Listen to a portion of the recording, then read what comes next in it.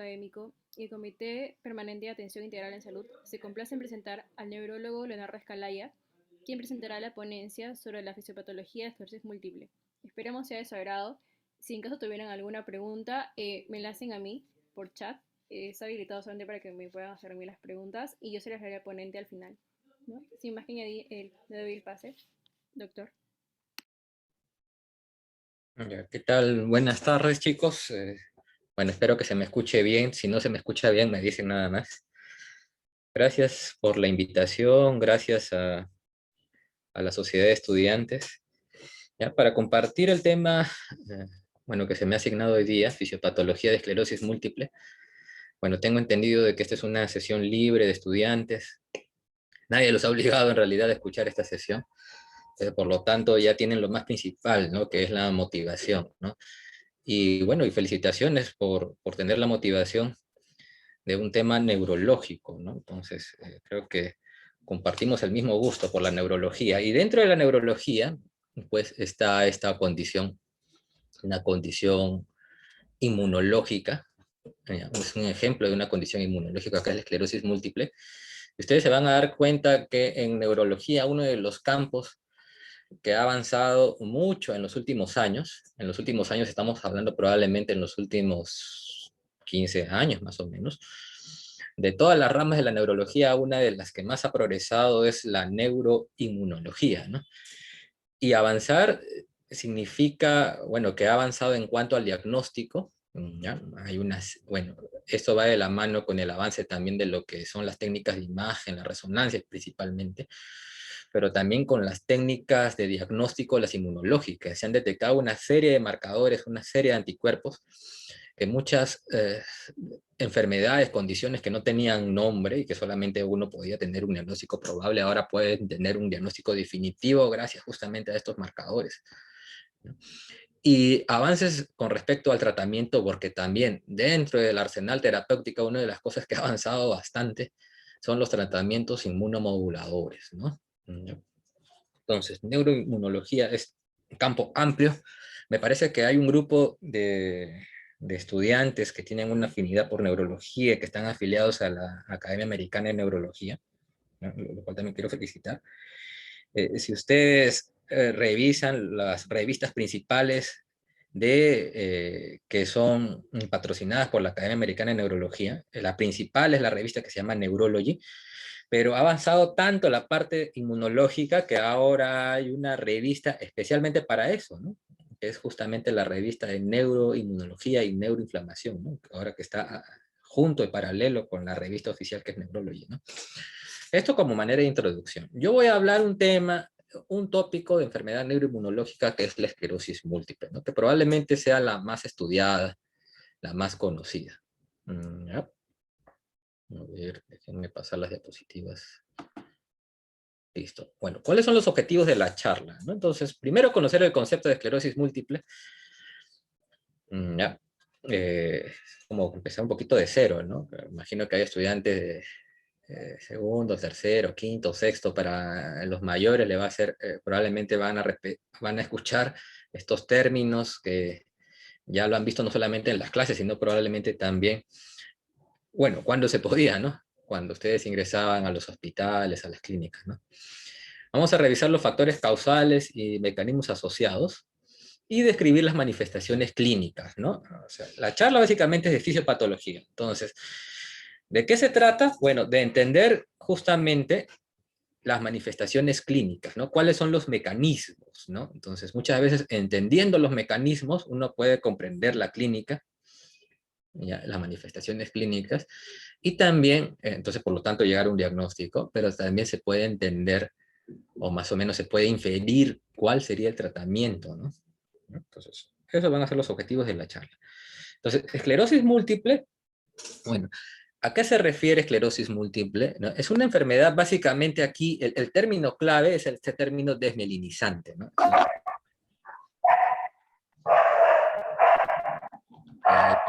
Un audio se ha prendido.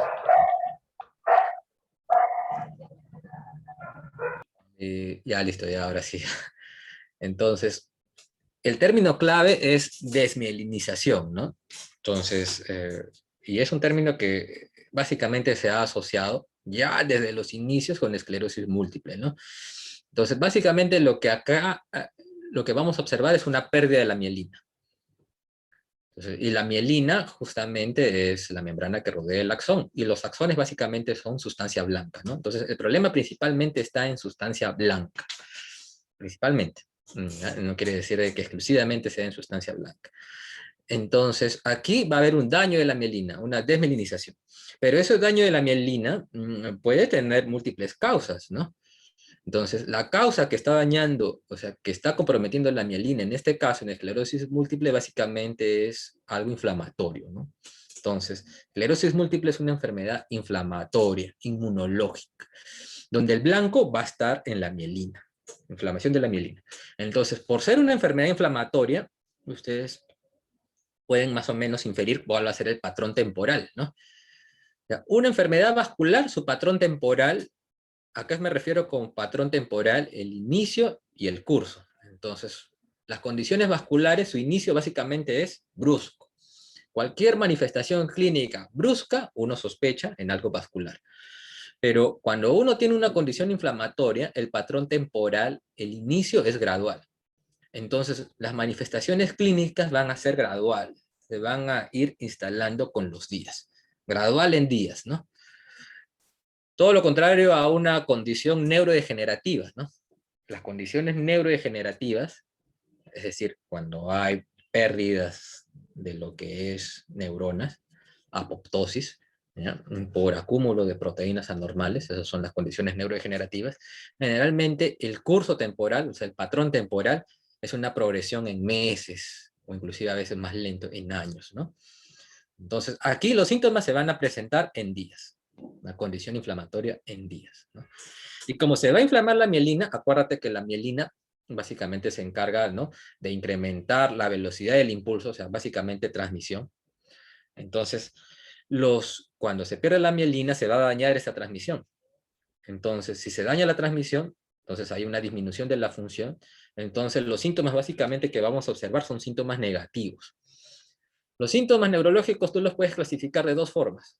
O son producto de incremento de la función, o sea, hay una actividad incrementada, o hay una disminución de la función, o sea, un déficit. Si hay un incremento de la función, lo que yo voy a tener es un síntoma positivo.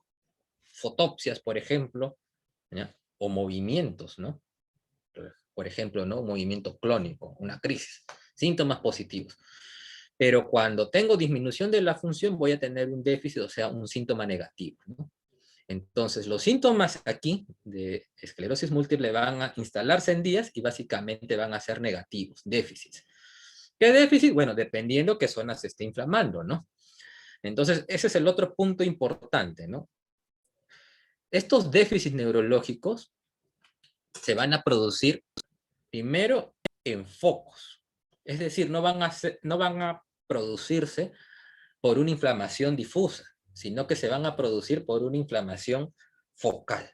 Voy a tener focos de inflamación, ¿no? Entonces, por lo tanto, yo voy a tener un déficit focal, ¿no? Entonces, cuando tú tienes un déficit focal, si es brusco, piensas en ACV.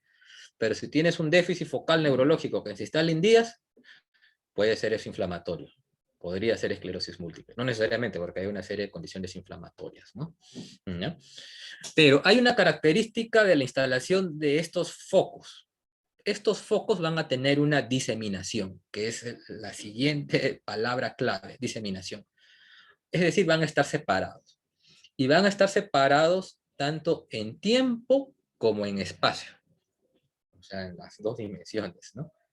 ¿Qué quiere decir esto? Que puedo tener una inflamación en una región de mi sistema nervioso central.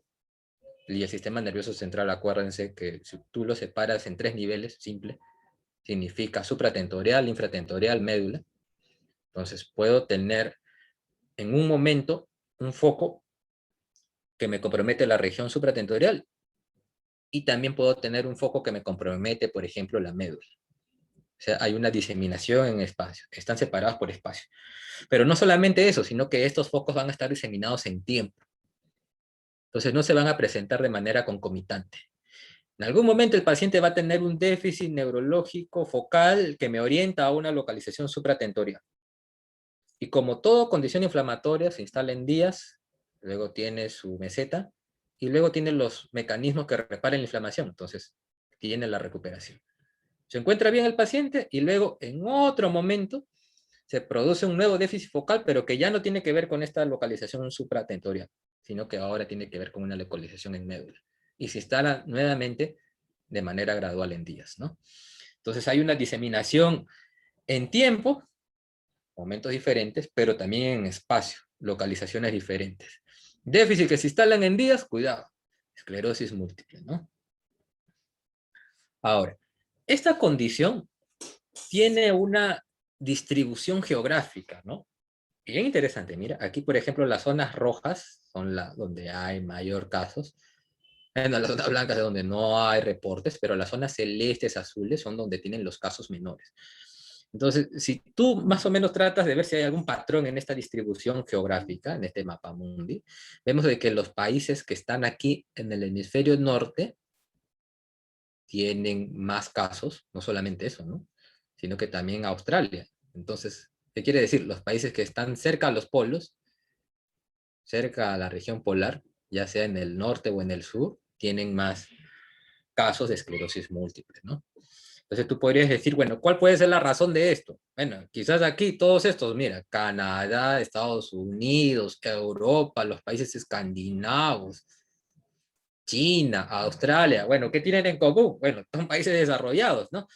Entonces, una posibilidad es de que ellos tengan mayor herramienta diagnóstica, ¿no?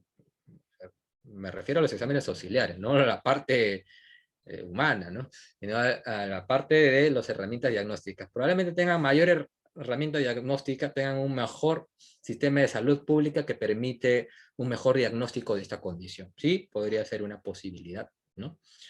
Pero la otra posibilidad es de que haya, este patrón se refleje por cambios en la latitud, ¿no? Entonces, si uno traza la línea ecuatorial, puede darse cuenta que aquellos países que están cerca, o sea, que son países tropicales, cerca a los trópicos, tienen menos casos de aquellos países que se encuentran cerca a los polos. ¿Y cuál es la diferencia entre uno y otro? La latitud, es decir, su exposición al sol. Países que tienen más exposición al sol, menos casos que aquellos países que tienen menos exposición al sol. ¿Y el sol qué tiene que ver con esta condición? Si estamos hablando de una enfermedad inflamatoria, ¿qué unión puede ir entre sol e inmunidad?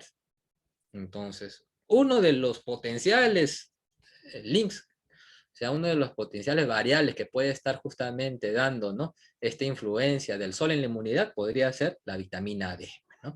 La vitamina D depende del sol y la vitamina D se ha demostrado que tiene capacidad inmunomoduladora, ¿no? ¿Ya? Y justamente cuando uno hace, ¿no?, los estudios acerca de las concentraciones de vitamina D, entonces ve que los pacientes generalmente que tienen deficiencia de vitamina D tienen más riesgo de desarrollar esclerosis múltiple que aquellos pacientes que tienen buena vitamina D, ¿no? Entonces hay una asociación, no, que no significa de que haya una relación causa-efecto, ¿no? Acá estamos hablando solamente de factores de riesgo, factores de asociación, deficiencia de vitamina D, ¿no? Entonces, la vitamina D pareciera de que puede explicar esa distribución geográfica de los casos de esclerosis múltiple, ¿no? Pero también se ha visto de que pueden haber otros factores que pueden influir, ¿no? Entonces, la inmunidad, recuerden, muchas veces las condiciones inflamatorias tienen que ver mucho con las condiciones infecciosas, de tal manera que una infección y una inflamación generalmente tienen el mismo patrón temporal, son condiciones que se van instalando en días, ¿no? Y no solamente el patrón temporal es lo que lo une, ¿no? El ejemplo clásico es lo que nos está sucediendo ahora, ¿no? En COVID, en donde si bien es cierto, hay una infección, pero la gran responsable de las manifestaciones y de la severidad, en realidad más que el COVID, es la parte inflamatoria, ¿no? Entonces, infección e inflamación van de la mano. Y acá en esclerosis múltiple también se ha visto de que hay esa asociación. El virus de Epstein-Barr, se van a dar cuenta que Epstein-Barr al final, o los virus que tienen que ver, ¿no?, con la familia de los herpes sobre todo, ¿no?, tienen que ver con una serie de condiciones, ¿no?, Y acá específicamente el Epstein-Barr aumenta el riesgo de esclerosis múltiple, ¿no? Entonces, ser cero positivo, haber tenido un antecedente de una infección por Epstein-Barr, y no solamente eso, sino no solamente haber tenido la infección, que a veces es asintomática o oligosintomática, sino haber desarrollado la famosa mononucleosis infecciosa, ¿no? Cuadros febriles prolongados, ¿no? Con hepato, esplenomegalia, adenopatías, mononucleosis infecciosa, ¿no? Sobre todo en jóvenes. Entonces, si es que desarrollan la mononucleosis infecciosa, más que de joven que de niño, entonces eso les puede incrementar el riesgo de desarrollar también esclerosis múltiple, ¿no? ¿Sí? Se explica por qué, porque justamente inmunidad tiene que ver con la infección, como que la infección dispara algo, y al final ese algo es lo que te puede producir la condición, ¿no? Ahora, la inflamación, si bien es cierto, es una enfermedad inflamatoria, pero recuerden que hay una barrera, que es la barrera hematoencefálica, que te separa, pues, tu circulación general o tu circulación sistémica de lo que es el parénquima, el sistema nervioso central, ¿no? Entonces, en realidad, no todo lo que sucede acá en el sistema nervioso central se refleja aquí en la parte sistémica, y al contrario, ¿no? No todo lo que está en la circulación se va a reflejar en el sistema nervioso central, sino que esto está protegido, la famosa barrera hematoencefálica, ¿no? Entonces, si hay un daño de esta barrera, por lo tanto, las células inflamatorias tendrían más chance de pasar de la circulación general al sistema nervioso central, ¿no? ¿Ya? Entonces, es el link que ahora hay entre la parte vascular y la parte inflamatoria, ¿no? Que eso también es conocido, por ejemplo, en lo que es stroke,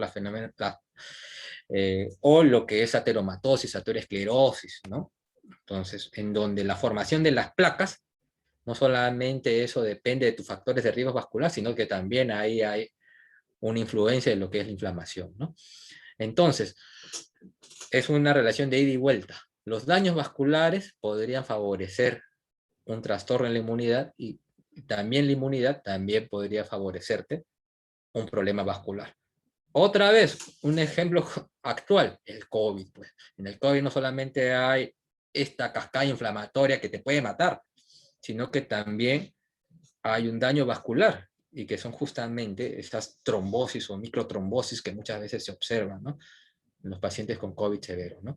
Entonces, aquellos factores que me comprometen la parte vascular, como es la obesidad y el tabaquismo, también me incrementan el riesgo de esclerosis múltiple, ¿no? Luego hay otros factores que ya no tienen una asociación tan fuerte como esclerosis múltiple, pero mira, acá hay uno interesante, ¿no? Y es justamente los cambios en los patrones de trabajo, ¿no? O en los tiempos de trabajo, ¿no? Las desviaciones de trabajo, ¿no?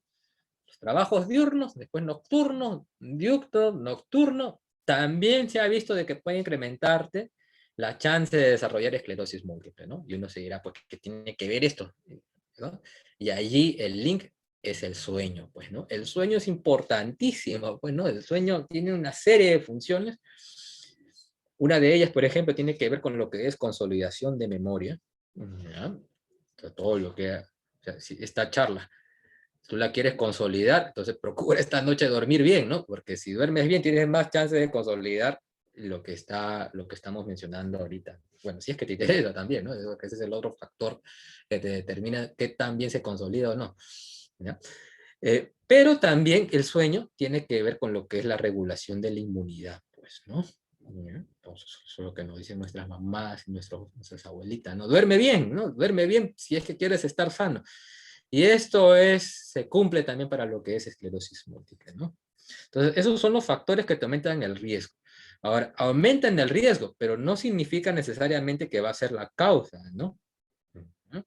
En realidad, la causa, como en muchas condiciones, probablemente casi todas, tiene que ver con una interacción entre el ambiente y la parte genética, ¿no?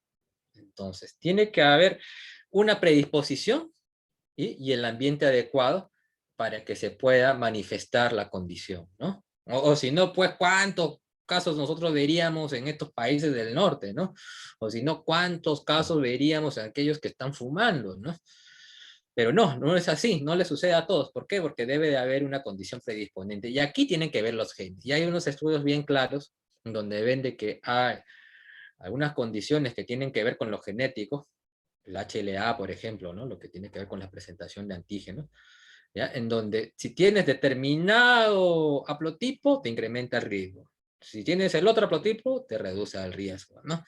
Y han tratado de determinar si es que hay algún gen específico que pueda incrementar o asociarse a esclerosis múltiple, y han encontrado una serie de variantes, como acá lo muestro, más de 200 variantes, que pueden incrementar el riesgo, pero tampoco ser determinantes al 100%, pues, ¿no? Tampoco se ha encontrado que haya un gen de la esclerosis múltiple, ¿no? Si simplemente son variantes, ¿no? Entonces, ambiente, combinación de ambiente y genes, ¿no? Al final, ¿esto qué te va a producir? La inflamación, ¿no? Pero como te digo, las células inflamatorias, ¿no? Tiene que ver con linfocitos, monocitos, o sea, algo celular para que luego se produzca también la parte humoral. Esto a partir, acuérdate, las células inflamatorias vienen de la parte vascular, ¿no? Te explicaría por qué. Si es que hay daño vascular, puede incrementarme lo que es la inflamación.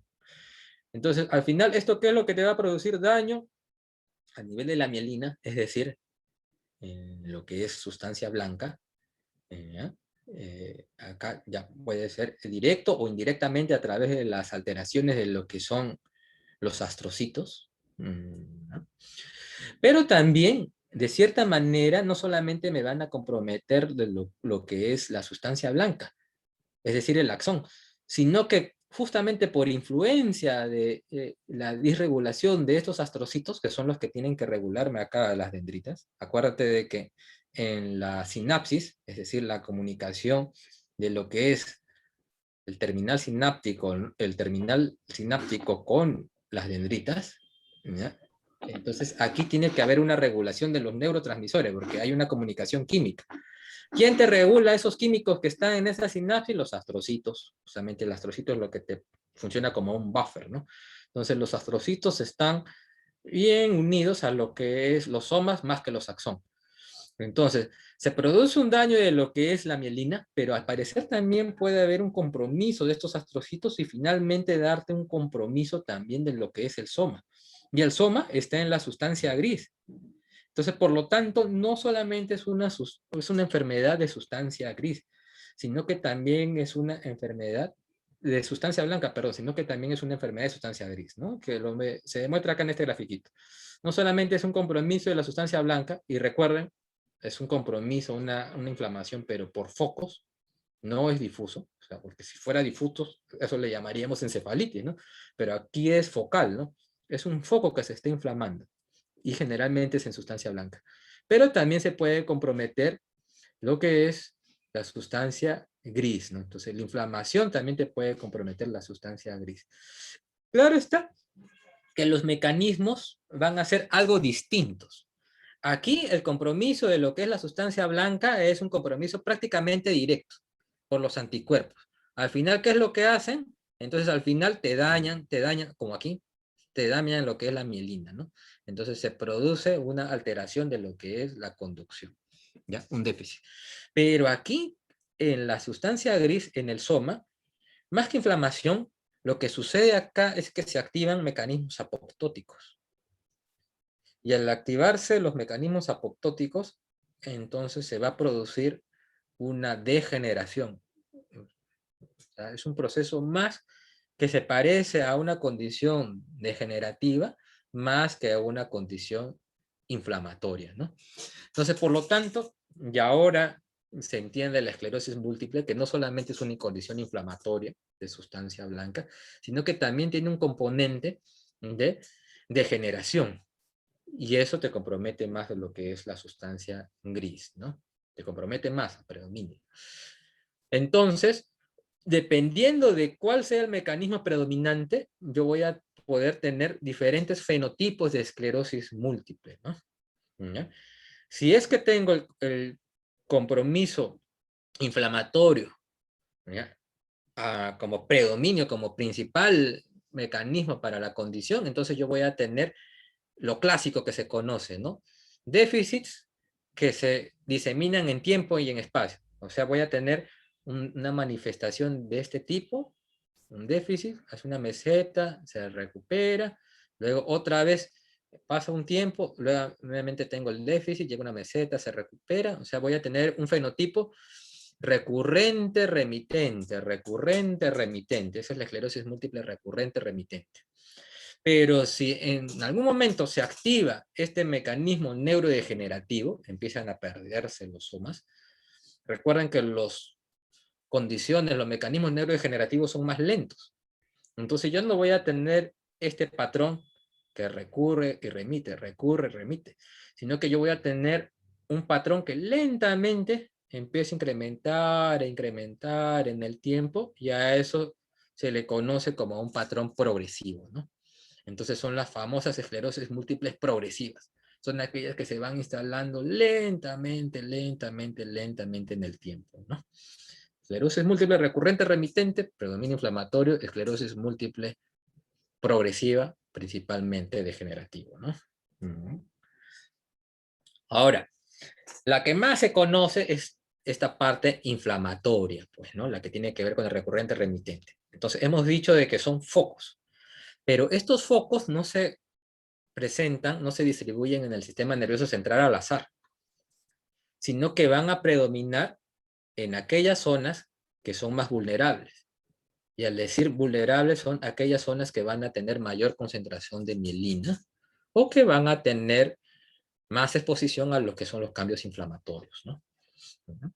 Entonces, no se produce en cualquier área, ¿no? Sino que nosotros ya sabemos en qué foco se va a producir. ¿Cuáles son estos focos, no? Estos focos predominantes, ¿no? Entonces, uno de ellos, quizás uno de los principales, rico en mielina, es el nervio óptico. Entonces, por lo tanto, si se inflama el nervio óptico, ¿ya? Lo que yo voy a tener entonces es una neuritis, que es itis, inflamación, una neuritis óptica, ¿no? Eso es lo que se llama neuritis óptica. Una neuritis óptica, entonces, es una manifestación clínica de esclerosis múltiple. Neuritis óptica puede ser por varias razones, ¿no? Pero una potencial etiología de neuritis óptica es la esclerosis múltiple, ¿no? ¿Cómo va a ser ¿Cómo va a ser entonces una neuritis óptica, ¿no? Entonces aquí también uno podría inferir cómo es la clínica, ¿no? Entonces, ¿cuál va a ser la manifestación? El nervio óptico, ¿de qué se encarga? De lo que es lo visual, agudeza visual. Entonces, básicamente lo que voy a tener es un trastorno de la agudeza visual. El paciente en días va a notar de que hay una disminución de su visión. Acuérdate, la esclerosis múltiple es en focos. Entonces, generalmente esta neuritis óptica es unilateral. No es bilateral, ¿eh? Bilateral uno sospecha en otras condiciones. Es una neuritis óptica unilateral. Entonces, un solo ojo empieza a disminuir su agudeza visual. No solamente eso, sino que se altera la transmisión y por lo tanto una de las cosas que nos da detalles finos acerca de lo que vemos es justamente la transmisión de lo que es el color. Entonces, es clásico también de que el paciente no solamente se altere su agudeza, visión borrosa, sino que también pierda la discriminación de los colores, ¿no? Entonces, esto es algo también que nosotros observamos cuando un paciente tiene neuritis óptica. Ahora, acuérdate, lo que se lesiona es la mielina. La mielina es periférica, ¿ya? Y el nervio óptico prácticamente es una prolongación del cerebro. Así como el cerebro está protegido por la meninge, el nervio óptico también está protegido por la meninge, por la dura.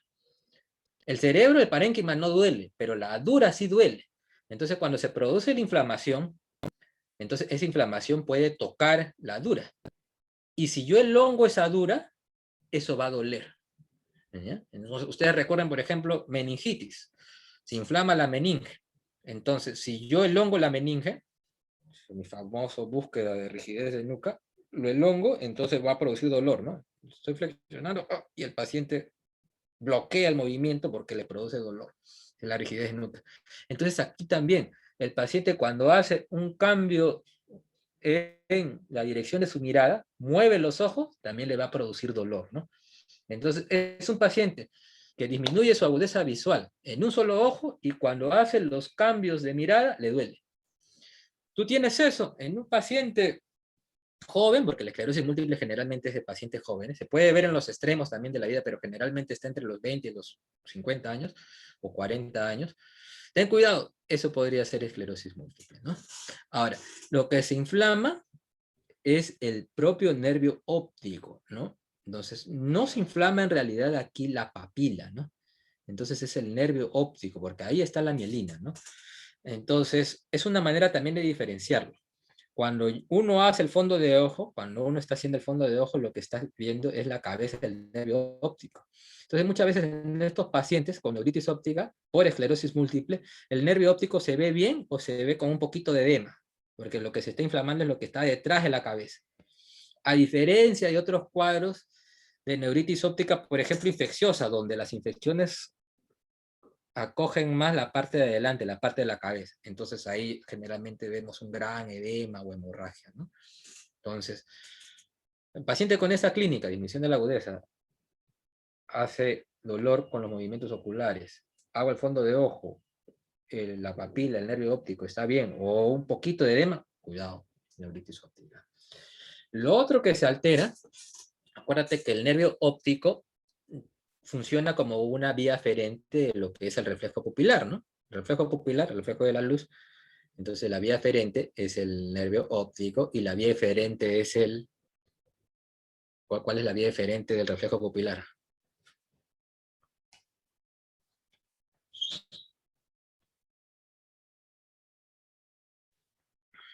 ¿Qué dicen?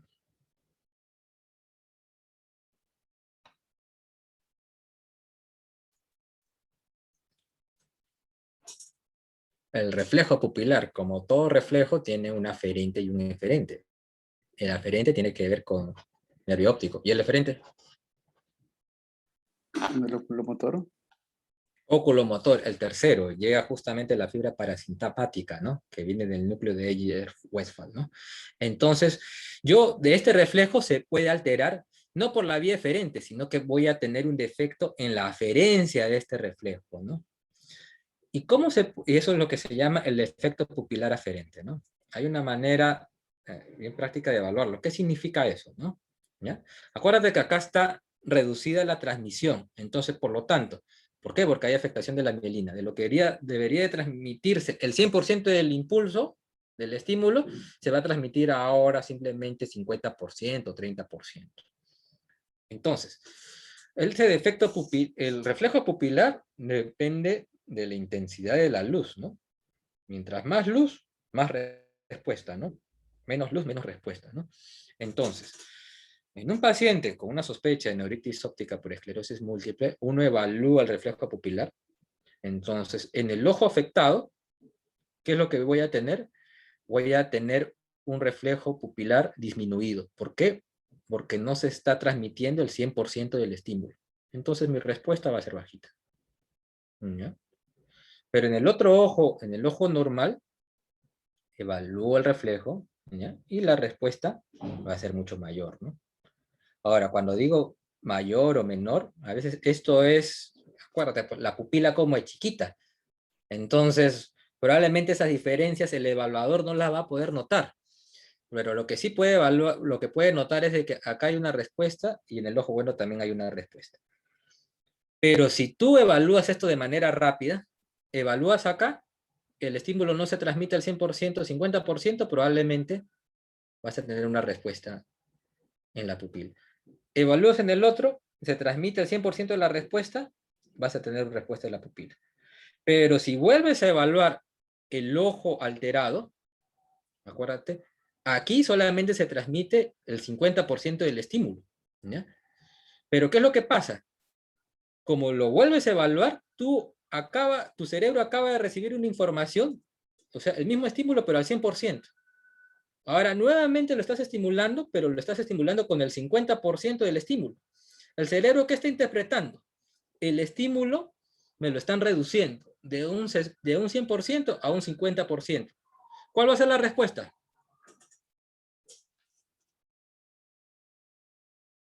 ¿Qué va a pasar con tu iris? ¿Qué va a pasar con tu pupila? El cerebro está interpretando que de 100 la has bajado a 50. ¿Va a haber miosis? Miosis es contracción, ¿no? El cerebro está detectando como que de 100 te has bajado a 50. O sea, va a interpretarlo como, me han bajado la luz, ¿qué ha pasado? ¿No? ¿Cuál va a ser la respuesta? Migración. Midriasis, ¿no? Tú dices así, me han bajado la luz. Entonces, ¿qué es lo que tengo que hacer? tengo que aumentar pues mi pupila. ¿Para qué? Para que ingrese más luz, ¿no? ¿Ya? Entonces, mira, evalúas miosis, el ojo afectado. Evalúas el ojo bueno, miosis. Pero luego vuelves a evaluar el ojo afectado, midriasis, defecto pupilar aferente. Algo está pasando con la transmisión de su nervio óptico. El problema no está en los eferentes. El problema está en el aferente. Ese es el efecto pupilar aferente, ¿no? Entonces, pues, lo tienes que evaluar. Sí, es una evaluación rápida, ¿no? No es que aquí, luego un ratote acá, luego acá. Tiene que ser rápida, ¿no? Para que justamente tu cerebro interprete que hay un cambio brusco, por lo tanto se produce la midriasis, ¿no? Esa es la manera, entonces, es la clínica de la neuritis óptica, una manifestación frecuente. La otra localización frecuente de esclerosis múltiple está aquí, que es rico en mielina, sustancia blanca, y sustancia blanca por excelencia, ¿cuál es? Es el cuerpo calloso, pues justamente lo que te une los dos hemisferios, ¿no?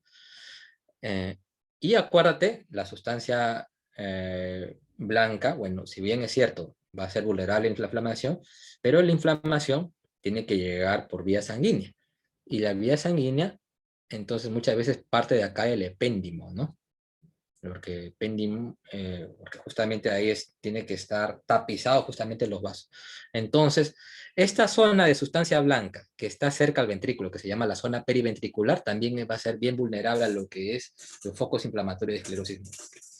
¿Se va a producir alguna clínica aquí? Bueno, se produce un foco inflamatorio aquí, sí, en el nervio óptico. ¿Por qué? Porque falta una inflamación pequeña. El nervio óptico, pues su diámetro, pues es pequeñísimo, entonces te produce una manifestación clínica clara. Pero aquí en el cuerpo calloso, la inflamación del foco es pequeño en relación a la dimensión del cuerpo calloso. Entonces, por lo tanto, no vas a tener una manifestación clínica clara, ¿no? A menos de que sea una sumatoria de lesiones en el tiempo. Ahí sí te puede producir un síndrome de desconexión, ¿no? Pero cuando es inicialmente un foco, en realidad no te va a producir manifestación. Pero tú sí lo podrías detectar si es que haces un estudio. ¿Sí? Lo puedes detectar si haces un estudio tipo resonancia magnética, ¿no? Entonces, si bien es cierto, las lesiones periventriculares, callosas, pericallosas, son típicas de esclerosis múltiple, ¿ya? Entonces, si bien es cierto, no te van a producir una manifestación clínica clara, pero sí, si es que yo tengo un paciente, por ejemplo, con neuritis óptica, sospecho que puede ser esclerosis múltiple, le hago una resonancia de encéfalo. ¿Para qué? Para buscar si hay lesiones pericallosas. ¿Encuentro lesiones pericallosas? Probablemente ese paciente esté empezando a desarrollar una esclerosis múltiple, ¿no? Entonces, esa es la otra localización frecuente. La otra localización está justamente alrededor, cerca de la corteza. Y justamente es porque acá también hay vasos, ¿no? Los vasos que ingresan, ¿de acuerdo? De los espacios de Virchow. Ingresan los vasos y también es por eso que estas zonas son vulnerables a lo que es esclerosis múltiple. Otra vez, como son foquitos, imagínate, pues la extensión de tu corteza no va a producirse una manifestación clara, a menos de que esto sea acumulativo, y ahí sí te puede producir un problema en lo que es el contenido de la conciencia cognitiva, ¿no? Pero otra vez, si bien es cierto, la lesión focal no te va a producir manifestación clínica al inicio, pero tú sí la vas a buscar pues en la resonancia, ¿no? Entonces, en resonancia, tú sospechas esclerosis múltiple, busca sobre todo el espacio periventricular, pero también este espacio que se llama yuxtacortical, cerquita de la corteza, ¿no? Entonces, tenemos una localización, es nervio óptico, y tenemos otra localización supratentorial, periventricular o yuxtacortical. La otra localización está aquí, infratentorial, y eso principalmente se encuentra acá en la protuberancia, sustancia blanca, o también en el cerebelo, ¿no? También hay sustancia blanca. Entonces, si los focos se producen en el cerebelo, allí sí te va a tener una manifestación clínica. Ataxia, vértigo, principalmente ataxia, cerebelo, ¿no? Pero otra vez, eso es una ataxia que se instala en días. Entonces, cuidado con las ataxias. Y cuando la lesión se produce aquí, en lo que es el tronco, principalmente el puente, entonces, acuérdate, son focos. Entonces, dependiendo en qué parte del puente esté ese foco, te va a producir la manifestación clínica. Acuérdate que agarra más sustancia blanca y sustancia blanca mielinizada. Entonces, en el tronco tú tienes una serie de axones, pero uno de los axones que está bien mielinizado es justamente, son axones o vías que unen los núcleos de los oculomotores, sobre todo del tercero y del sexto. acuérdate que tú haces estos movimientos o cambios en tu mirada, y lo que estás haciendo es, si yo miro hacia allá, o sea, hacia este lado, que sería mi derecha, estoy activando mi sexto derecho, pero de este lado estoy activando mi tercero izquierdo, ¿no? Sexto y tercero. Si activo el sexto de este lado, estoy activando y quiero mirar hacia allá, tengo que activar mi sexto y tercero. Y esto tiene que ser, pues, prácticamente sincrónico, porque si no es sincrónico, va a saber doble. Entonces, para eso el estímulo tiene que transmitirse, pero rapidísimo. Entonces, por lo tanto, lo que une el tercero y el sexto tiene que estar bien mielinizado. Esa es una zona vulnerable para lo que es esclerosis múltiple. ¿Ya? ¿Se acuerdan cómo se llama ese fascículo que une estos núcleos, el tercero y el sexto? O sea, aquí, el tercero que está acá en el mesencéfalo y el sexto que está en la protuberancia. ¿Cómo se llama ese fascículo?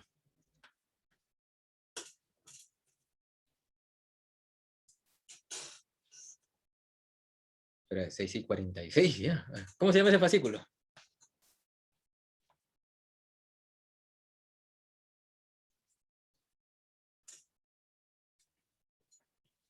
¿Tiene un nombre?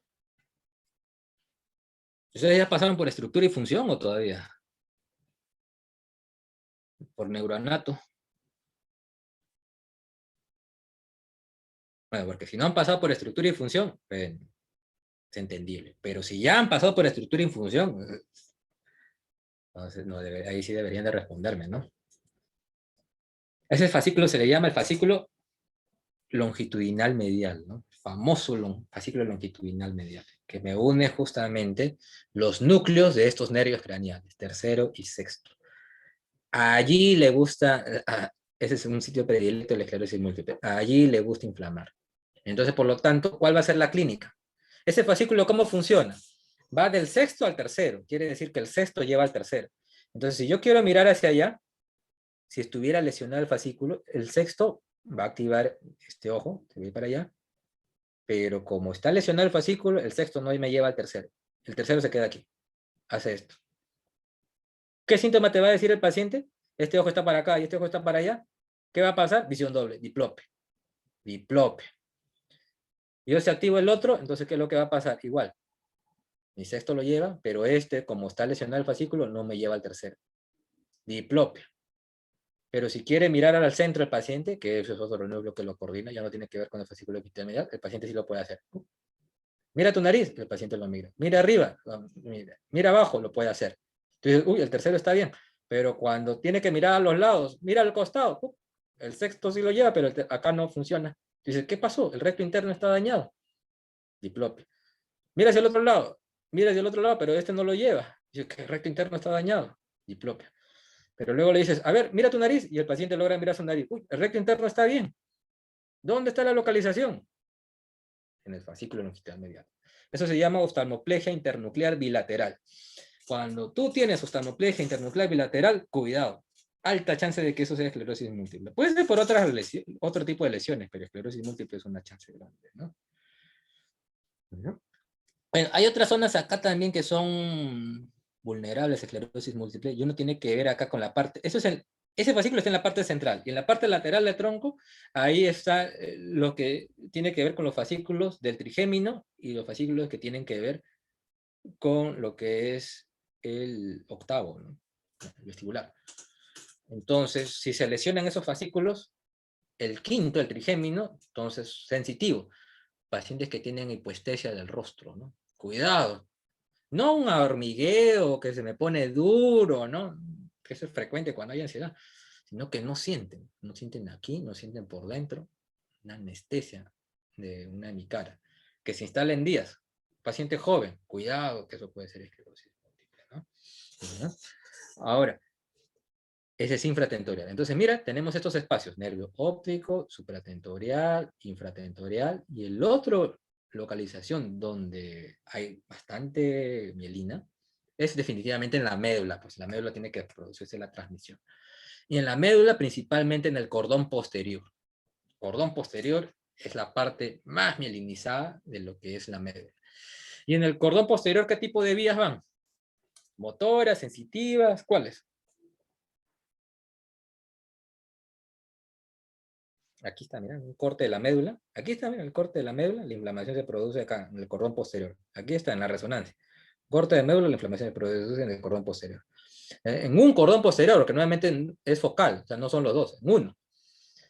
Entonces, para entender qué síntomas te puede dar allí, habría que ver qué es lo que va, pues, qué función tiene ese cordón posterior. ¿Qué vías van por el cordón posterior? Doctor, ¿podría darnos una ataxia sensitiva? Sensitiva, ¿no? Lo que es la propiocepción, ¿no? Entonces, es aquel paciente que te va a decir, acuérdate que tu cordón posterior tienes uno mesial y otro lateral, ¿no? El mesial tiene que ver con tu miembro inferior y el lateral tiene que ver con tu miembro superior. Él te va a decir, lo que siento raro allí, mi pierna, ¿no? Hoy día, hace 2 días, un poquito como adormecido, no sé, como que la sentía más grande, medio raro.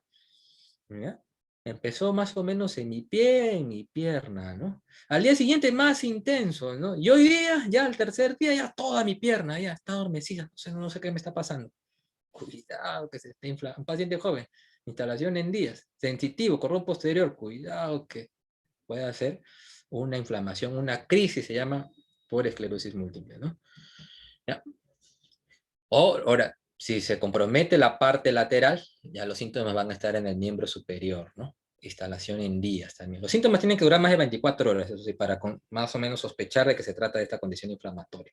Uno puede tener un adormecimiento, pero si te dura unos minutos, 30 minutos, 1 hora, no, eso no vas a sospechar esclerosis múltiple, ¿no? No es que con lo que le diga, luego vayan a preocuparse, uy, me estará dando esclerosis múltiple. Los síntomas tienen que durar más de 24 horas, ¿no? Acuérdate, porque tienen que instalarse en días, ¿no? Pero básicamente son sensitivos en extremidades. Ahora, claro está que si la inflamación va hasta adelante, el cordón lateral es motor. Entonces, allí sí, lo que vas a tener no solamente es un problema sensitivo, sino una debilidad. Una debilidad ya sea en las piernas, si es que el compromiso está abajo, en la parte dorsal del cordón lateral, o un compromiso no solamente en las piernas, sino brazos y piernas, si el problema es más cervical, ¿no? ¿Ya? Entonces, en otras palabras, eso se le llama una mielopatía, ¿no? Pero una mielopatía asimétrica, no es simétrico. Nuevamente porque esclerosis múltiple es más por focos, asimétrico, ¿no? Y si te compromete la parte del centro de la médula, por el centro, van las vías que son autonómicas, te va a comprometer lo que son los esfínteres, vejiga principalmente, ¿no? Entonces son pacientes que pueden empezar adormecimiento y luego te dicen que tienen cambios en lo que es la micción, retienen la orina. El problema debe estar en la médula, ¿no? Entonces, como ven, no es que la esclerosis múltiple se produce en cualquier foco, sino que hay algunos focos que son más predominantes, ¿no? ¿Ya? Entonces, las manifestaciones clínicas no van a ser cualquiera, sino que nosotros ya sabemos qué manifestaciones clínicas son las que nos pueden orientar a esclerosis múltiple. Estas son una neuritis óptica unilateral, no bilateral. Diplopia por oftalmoplegia internuclear, generalmente bilateral, o que se paralice el sexto, ¿no? Pero principalmente oftalmoplegia internuclear bilateral. Una pérdida sensorial facial, o a veces una neuralgia trigémino, pero principalmente pérdida sensorial facial. Ataxia cerebelar o nistagmus, cerebelo, ¿no? Una neuropatía parcial, lo que hemos dicho, principalmente más sensitivo, ¿no? ¿Ya? Síntomas del Hermit, acuérdate, el Hermit es una inflamación del cordón posterior o un compromiso en realidad, no necesariamente inflamación del cordón posterior cervical, ¿no? Entonces, ¿qué significa? Tú flexionas el cuello, entonces es como que estuvieras elongando ahí la dura, justo esta zona está inflamada, la parte de atrás, y vas a sentir como un dolor, otra vez es parecido a lo del ojo, pero este dolor es un dolor que se irradia hacia abajo, una corriente, ese es el Hermit. Tú tienes el Hermit, o sea, una corriente irradiada hacia la parte caudal o hacia extremidades con la flexión del cuello, está afectado el cordón posterior, ¿no? Ese síntoma del Hermit. Debilidad de extremidades asimétrica, ¿no? Entonces, una pierna más débil que la otra, o la incontinencia de urgencia, ¿no? O sea, algo de vejiga, ¿no? Cuando un paciente tiene estos síntomas, generalmente estos son los síntomas más típicos para sospechar de esclerosis múltiple. Siempre y cuando se instalan en días en alguien que puede estar en ese rango de edad, ¿no? ¿Ya? Listo. En cambio, hay otras presentaciones que no son típicas de esclerosis múltiple. Si tienes una neuritis óptica, pero si es bilateral, eso generalmente no es por esclerosis múltiple. Eso por otra condición inflamatoria que se llama neuromielitis óptica. O que se te compromete la mirada, o sea, todos los movimientos oculares se comprometen. Hay una oftalmoplegia en realidad. No puedes mirar hacia ningún lado. Claro, esa es otra condición.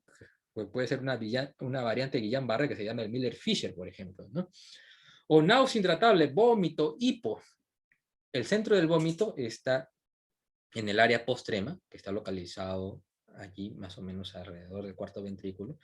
Y cuando se inflama te puede producir, se llama el síndrome del área postrema. Náusea, hipo, incoercible, piensan que es algo gastroenterológico, pero ahí el gastro te dice no hay nada. Y al final llaman al neurólogo, le hacen una imagen y ven que la inflamación está ahí en el centro del vómito, que se parece mucho a lo que es el hipo. Síndrome del área postrema. Esto no se debe generalmente en esclerosis múltiple, sino más en otra condición desmielinizante que es la neuromielitis óptica. O cuando tienes una mielopatía transversa completa, ¿no? El paciente no te mueve ni está parapléjico, te viene, o con una cuadriparesia, y es simétrica. Eso probablemente no sea por esclerosis múltiple, ¿no? O el paciente está encefalopático. Entonces, acuérdate, esto es algo, encefalopatía es un trastorno, pues, en lo que es el contenido de la conciencia, o sea, algo más difuso, y que se instala en días, encefalopatía, ¿no? ¿Ya? Entonces, aquí en esclerosis múltiple, como ven, los focos, si bien es cierto, te pueden producir cambios en el contenido de la conciencia, pero los focos, pues, se van sumando en el tiempo, ¿no? No son todos concomitantes, pero sí hay una condición inflamatoria en donde todos los focos se presentan de manera concomitante, que es la encefalomielitis diseminada aguda, ¿no? El EMDA, que se ve más en niñitos, ¿no? Entonces, si tú ves un paciente encefalopático, ¿no? Y que también tiene algunos déficits, pero de manera simétrica, ese paciente probablemente no sea esclerosis múltiple. Podría ser otra condición, ¿no? ¿Ya? Igual, cefalea, meningismo. Aquí, acuérdate, el parénquima no duele. Te va a doler ciertas regiones, acá el nervio óptico, cuando tú lo mueves, o si no, tener un Lhermitte, pero la mayoría de las lesiones, como están profundas, no te van a producir dolor. El parénquima no duele. Lo que duele es la meninge. Entonces, si tú tienes un paciente con cefalea, el esclerosis múltiple probablemente no sea la causa, ¿no? Podría ser si una meningitis, otra condición, ¿no? ¿Ya? Ahora, una de las herramientas que ayuda a detectar la esclerosis múltiple, pues es la resonancia, ¿no? Entonces, en la resonancia, sobre todo estas secuencias, ¿qué secuencia es esta? En resonancia tenemos secuencia T1, T2, FLAIR, ¿no? La figura A y B. ¿Qué secuencias son?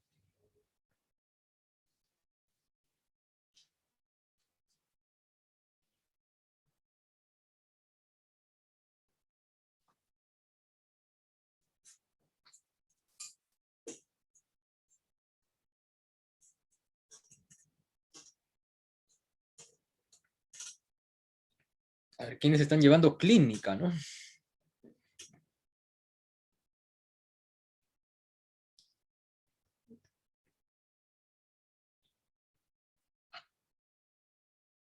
Sin miedo nomás, ¿eh? Yo no los estoy viendo. Hablen nomás, se mandan. A y B.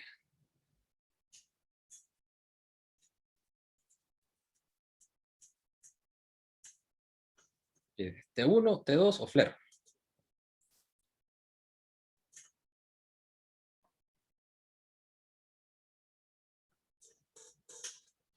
Es la famosa secuencia FLAIR, ¿no? FLAIR. O sea, ¿qué es FLAIR? Es como si fuera un T2. Este es el T2, el líquido cefalorraquídeo se ve blanco. Entonces, inflamación es líquido, edema, ¿no? Entonces, el edema en un T2, el líquido se ve blanco. Por eso acá, mira, el líquido cefalorraquídeo se ve blanco, pero la inflamación, como también tiene líquido, también se va a ver blanco. Pero a mí me interesa el líquido patológico, o sea, inflamatorio. No me interesa el líquido fisiológico, el líquido cefalorraquídeo. Entonces, ¿qué hago? Le sustraigo el líquido cefalorraquídeo, o sea, el líquido fisiológico. Si lo sustraigo, entonces me quedo con esa secuencia FLAIR. Aquí, mira, los ventrículos, donde debería de estar el LCR, se ve negro, porque lo sustraje. Pero el líquido inflamatorio sigue allí, el patológico se queda. Entonces, como hemos dicho, las inflamaciones son por focos y generalmente son ovaladas. Y mira dónde está acá. Periventricular y acá una yuxtacortical. Cuidado. esclerosis múltiple, y por foco. Aquí, mira, esto es el tercer ventrículo y esto es el cuerpo calloso. Y acá mira cómo están las inflamaciones. Esta sobre todo, mira aquí. Esto es el cuerno temporal del ventrículo lateral, disculpe, y aquí mira la inflamación perpendicular. Una lesión inflamatoria perpendicular al ventrículo, cuidado. En el cuerpo calloso sobre todo, cuidado, esclerosis múltiple, ¿no? Y acá, para mostrarles el tronco, ¿no? Entonces, ¿dónde generalmente aquí? Si es aquí en el centro, oftalmoplegia internuclear bilateral, compromiso del fascículo longitudinal mediano. Pero cuando es acá en la parte lateral, acá está el núcleo del quinto, el octavo. Este es el quinto, bueno, el octavo. Entonces aquí la inflamación que puede producir pérdida sensorial, facial, o si no, el nistagmus, ¿no? ¿No? Entonces, así se ve la resonancia, las lesiones de esclerosis múltiple. Ahora, hay algo bien interesante. Acuérdate que hay una diseminación en tiempo. Entonces, ¿qué quiere decir? De que yo puedo tener las lesiones, pero ¿cómo saber si esto es nuevo o esto es antiguo? Entonces, la manera de saberlo es ver si, en ese momento cómo está la barrera hematoencefálica. Cuando hay inflamación, la barrera hematoencefálica se abre. Inflamatorio. Cuando se está reparando, se cierra. Entonces, las lesiones nuevas van a tener la barrera hematoencefálica abierta. Entonces, ¿cómo detecto si la barrera está abierta? Coloco una sustancia de contraste por los vasos. Esa sustancia de contraste no debería de salir de los vasos, si es que la barrera está reparada. Pero si está inflamada, está abierta y la sustancia de contraste va a salir del vaso. Eso se le llama realce. Realza el contraste. Y eso es lo que estamos viendo aquí. A este paciente le han colocado, ven las lesiones y colocan allí la sustancia de contraste. Y aquí lo que está pasando es que se está escapando la sustancia de contraste porque esta inflamación está activa. Entonces, aquellas lesiones que captan el contraste son nuevas, aquellas lesiones que no captan el contraste son antiguas. Entonces, esa es la manera de saber si es que una lesión o las lesiones tienen tiempo diferente. Es una manera de detectar la diseminación en tiempo.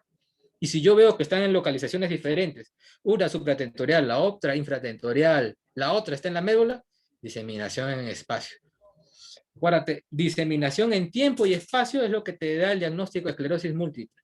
Y eso yo podría demostrarlo con la ayuda de mi resonancia. Yo también podría hacerlo con la ayuda de mi clínica, ¿no? Si es que con la clínica demuestro de que en un momento se afectó una localización y en otro momento otra localización, ¿no? Entonces, ¿pero qué es lo que pasa? Si bien es cierto esto se inflama, pero al reparar la inflamación, al final ese proceso entre inflamación y reparo, al final no es un proceso equilibrado. O puede haber mucho y poco reparo, o puede ser demasiado reparo y al final, como no hay un balance, entonces puede ser de que al final el resultado no sea igual al basal. Muchas veces puede haber pérdida, eso generalmente es lo que sucede. ¿Y la pérdida qué significa? Muerte. Y eso es lo que sucede, por ejemplo, aquí, ¿no? En este paciente. Este paciente, mira, tiene las lesiones típicas, inflamatorias, periventriculares, pero cuando uno ve esta secuencia que es T1, que es básicamente para ver las estructuras, ya no es FLAIR, mira, compara el FLAIR con el T1. ¿Ya? Aquí en el T1 ya nosotros podemos ver la estructura, si hay pérdida de estructura o no. Entonces mira aquí cómo se observa como un agujero negro. ¿Qué es lo que ha pasado acá? Estos son los famosos agujeros negros. Se ha perdido el axón. Dependiendo de estos agujeros negros, imagínate, es decir, si bien es cierto, esto me indica de que ya la inflamación no está activa, ya pasó la inflamación, pero si yo tengo este agujero negro, ¿qué significa? De que ese paciente probablemente ya perdió ya estructura. Por lo tanto, va a tener una pérdida de la función. Ese paciente probablemente tiene una secuela. Entonces, por lo tanto, ese es el peligro, que el paciente va agregando secuelas, y al final es como si estuviera progresando su déficit. ¿Ya? Antiguamente estos pacientes al final se morían, terminaban en silla de ruedas. Lo que yo tengo que hacer es lograr un diagnóstico rápido justamente para prevenir esta inflamación. Preveniendo la inflamación ya no voy a tener el agujero negro, ¿no? ¿Ya? Así se ve en la resonancia de médula. Esta es la médula, una resonancia cervical. Entonces, este es un T2, se ve acá el cordón medular, el líquido que está bañando la médula y la inflamación. Mira, cordón posterior, más atrás, ¿no? En un foco, ¿no? Diferente a que si yo viera toda la médula inflamada, ahí no sospecho esclerosis múltiple, ¿no? ahí sospecho de otras condiciones, ¿no? Ahora, esclerosis múltiple entonces es una enfermedad, si predomina la inflamación recurrente remitente. El paciente está aquí, ¿ya? Y luego tiene el primer brote clínico. Entonces, puede regresar a su basal. Pero si yo no detecto esta inflamación, este proceso va a seguir así, y en el tiempo, otra inflamación, en un foco diferente. Recurre y luego remite. Pero a veces no remiten y no regresan al basal. Este paciente ya quedó con un déficit. Y continúa. Esa es la famosa historia del recurrente remitente. Pero en algún momento, si sigue instalándose esta inflamación, en algún momento lo que puede pasar es de que queden agujeros negros que se vayan acumulando en el tiempo, y entonces el paciente luego va ganando un déficit de manera gradual, o peor aún, que se active este otro mecanismo neurodegenerativo que habíamos hablado, y el paciente ya, los síntomas ya no recurren y remiten, sino que ahora los síntomas progresen. Ese es el famoso fenotipo recurrente, esa es la esclerosis múltiple secundariamente progresiva. Empezó como recurrente remitente, pero ahora está progresando, secundariamente progresiva. Y eso se ve en las imágenes, miren, el parénquima, ¿sí? Pero si se produce en el tiempo el daño de la sustancia blanca, voy disminuyendo de volumen, sobre todo acá, mira, las cortezas parecen estar bien, pero lo que se está perdiendo acá es sustancia blanca, por eso es que para manera de compensarlo se están dilatando acá los ventrículos. Pero si se sigue luego o se activa este mecanismo neurodegenerativo, ahora lo que yo voy a perder es sustancia gris, y la atrofia se produce más en la corteza. Entonces mira, de lo que empezó así su cerebro, ahora mira cómo está terminando, por no haber controlado esta condición, ¿no? Es secundariamente progresiva. Eso te da los fenotipos entonces, ¿no? Entonces tienes dos fenotipos o dos grupos de esclerosis múltiple. En realidad parece que la esclerosis múltiple no es una condición, sino es un grupo de enfermedades. Recurrente y progresiva. Cuando es recurrente, la esclerosis múltiple recurrente remitente.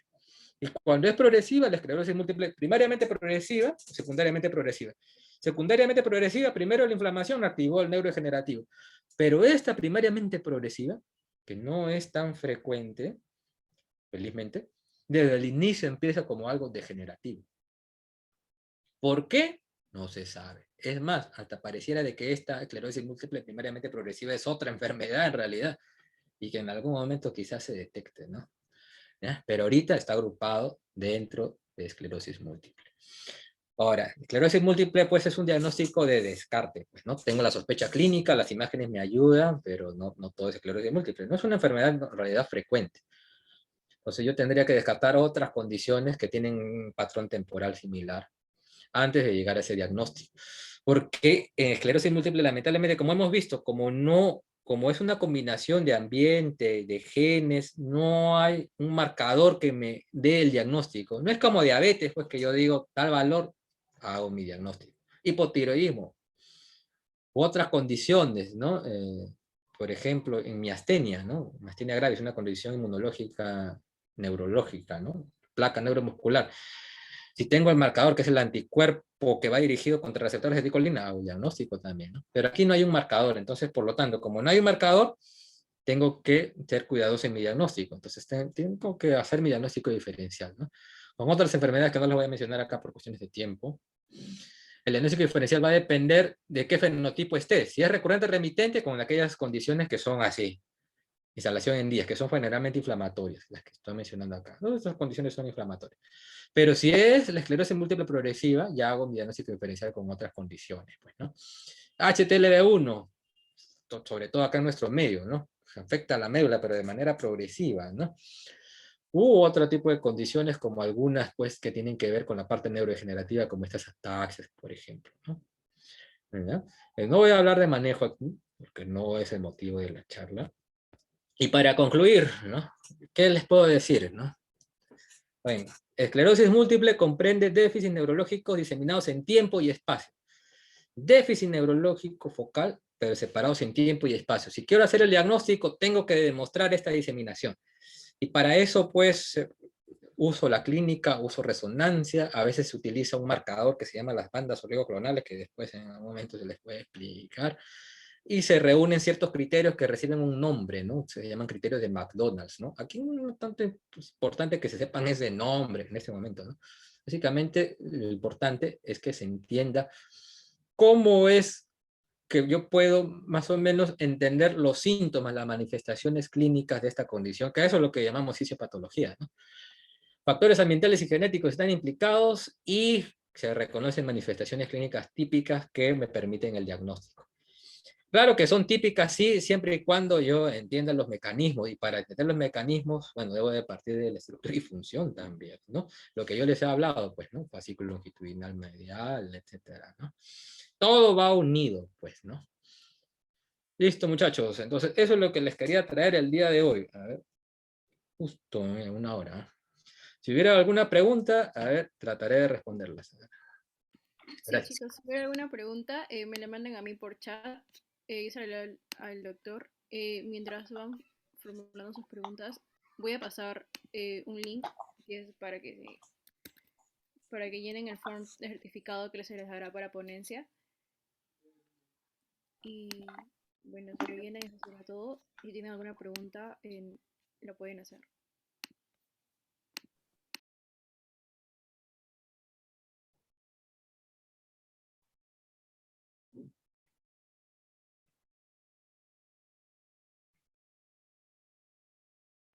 A ver, hay una que dice, a ver, que si podría explicar un poco el tratamiento. Ya. Ya. A ver, ¿verdad? Voy a... Entonces, mire, entonces aquí el tratamiento, como muchas condiciones neuroinmunológicas, en realidad como muchas condiciones, un ejemplo típico, la migraña, ¿no? Entonces, en migraña, tú tienes un tratamiento que se llama tratamiento abortivo. O sea, cuando tienes el dolor de cabeza te incapacita, pues, tú tienes que cortarlo, tienes que abortarlo. Ese se llama el tratamiento abortivo. Pero cuando ya no tienes el dolor de cabeza, acuérdate de migraña, hay la tendencia a que esto recurra. Entonces también tienes que tener un tratamiento para evitar la cefalea, eso se le llama un tratamiento preventivo, ¿no? Entonces tienes un tratamiento abortivo y un tratamiento preventivo. En esclerosis múltiple también, porque tiene un patrón que recurre como la migraña, ¿no? Cuando tienes la inflamación, a eso se le llama el brote desmielinizante, la manifestación clínica. Entonces, lo que tú tienes que hacer es abortar la inflamación. Eso es lo que te interesa en ese momento. Y mientras más pronto, mejor, porque si no, esta inflamación se sale de descontrol y al final te deja el agujero negro. Entonces, allí el tratamiento abortivo es corticoide. Y no corticoide oral, ¿eh? Es corticoide endovenoso. Y allí es la metilprednisolona, ¿no? Son los famosos pulsos de metilprednisolona, ¿no? ¿A qué dosis? 1 gramo por día y lo puedes dar de 3 a 5 días, ¿no? Si es el nervio óptico, 3 días podría ser. Si es la médula, 5 días, ¿no? De 3 a 5 días. Entonces, son los corticoides, los pulsos de metilprednisolona. Muchas veces con eso, eso funciona como un buen tratamiento abortivo. Lo das y lo que vas a hacer en este caso es pues regular la inflamación y hacer de que se repare bien y que el paciente retorne a su basal, ¿no? Eso es lo que trata. Muy pocos casos son resistentes al tratamiento con el pulso de metilprednisolona y ahí tienes que usar otro tratamiento inmunomodulador, que es la plasmaféresis, ¿no? O sea, la plasmaféresis es que tú barres los anticuerpos, ¿no? Entonces es como si fuera una hemodiálisis, ¿no? Le colocas un catéter y luego haces una féresis, pues, ¿no? O sea, haces una limpieza de su plasma o un reemplazo de su plasma. Quitas su plasma y lo reemplazas por otro, ¿no? Y en el plasma van a ir los anticuerpos, ¿no? Pocas veces vas a plasmaféresis, ¿eh? Eso generalmente lo aplicas en otra condición desmielinizante que es la neuromielitis óptica, que probablemente sea más frecuente que la esclerosis múltiple en nuestros medios, ¿no? La neuromielitis óptica. También es una inflamación, pero que te afecta más los dos nervios ópticos, una neuritis óptica bilateral. Te afecta la médula, pero generalmente la médula de manera extensa, no solamente un foco, pacientes que pueden llegar aquí con paraplegia o cuadriplegia, o te afecta esta área postrema, ¿no? Náuseas y vómitos incoercibles, ¿no? Allí sí necesitas pulso más plasmaféresis. Aquí generalmente con pulso suficiente. Ahora, ese es el tratamiento abortivo, pero si tú haces el diagnóstico de esclerosis múltiple, eso es igual a que va a recurrir. Entonces, ¿qué es lo que tienes que darle? Su tratamiento preventivo, eso se le llama el tratamiento inmunomodulador, o sea, lo que te modifica la enfermedad. Y eso va a depender de la actividad de la enfermedad, ¿no? Hay unos criterios para saber, ¿esta enfermedad es agresiva o no agresiva? Si no es agresiva, que es más o menos la mayoría de los casos, o sea, cuando el compromiso es más sensitivo, por ejemplo, agresiva cuando es más motor, cuando es más el cerebro, ¿no?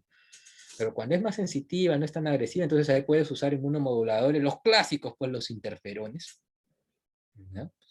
Y que son inyectables, u otros tratamientos que son orales como estos, ¿no? La teriflunomida o el fingolimod, ¿no? Entonces al final cada uno tiene su blanco, ¿no? Lo que van a modular justamente es esta inmunidad celular, ¿no? Interferones, teriflunomida, fingolimod, ¿no? Entonces, pero si la condición ya es agresiva o el paciente, a pesar de estar con ese tratamiento inmunomodulador, el inicial, recurre a la enfermedad, ahí tienes que cambiar y ser más agresivo, ¿no? Y darle un inmunomodulador, sí, más potente, pero también como es más potente, tienes más chance de efectos adversos.